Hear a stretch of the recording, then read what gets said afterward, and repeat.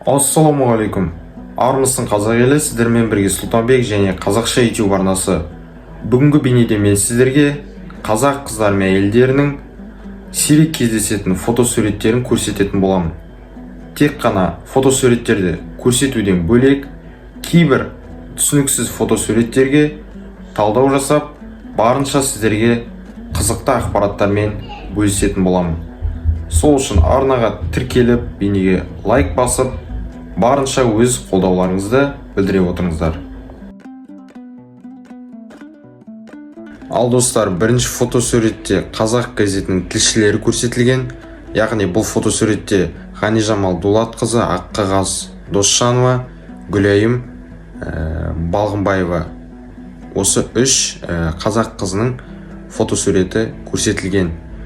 Бұл фотосурет 1914 жылы Орынбор қаласында түсірілген.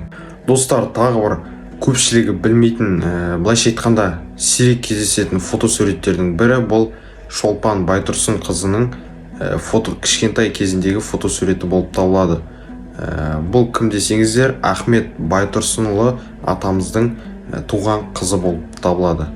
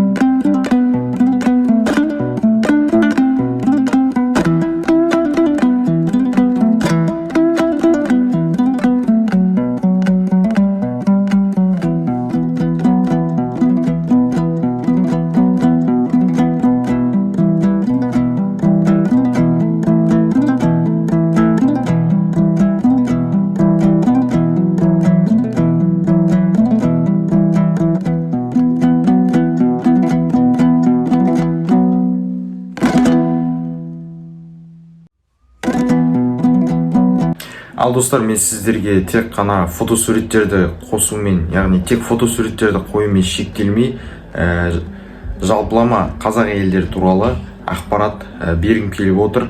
Негізі жалпы қазіргі қоғамда қазақ әйелдері былайша айтқанда кәдімгі тұрмыстық әртүрлі заттарды жасайтын сияқты бір шектеліп қалған образ түрінде көрсетеді.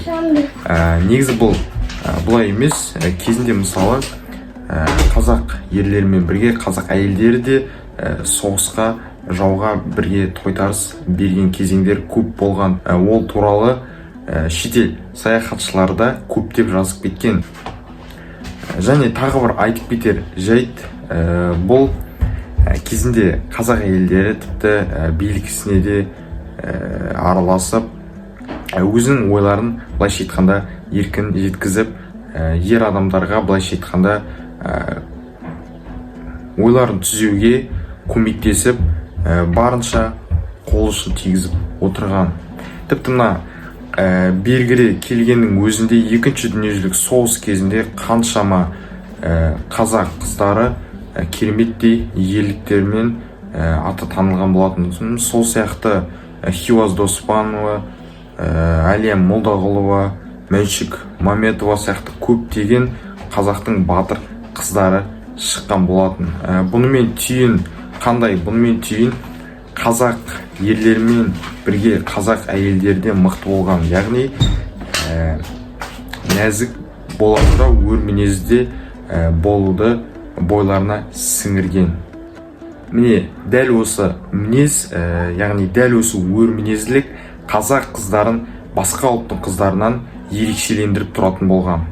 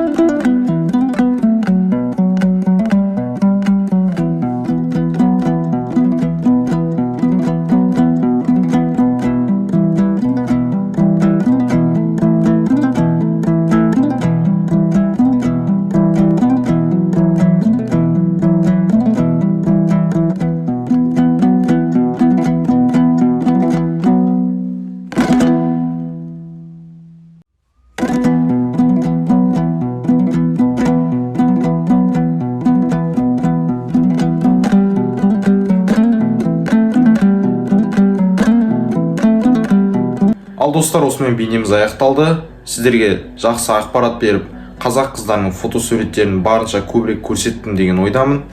Өз ойларыңызды келесі бейненің тақырыбы қандай болатынын да пікір алаңға жазып кетсеңіздер болады. Бұл мен үшін өте маңызды.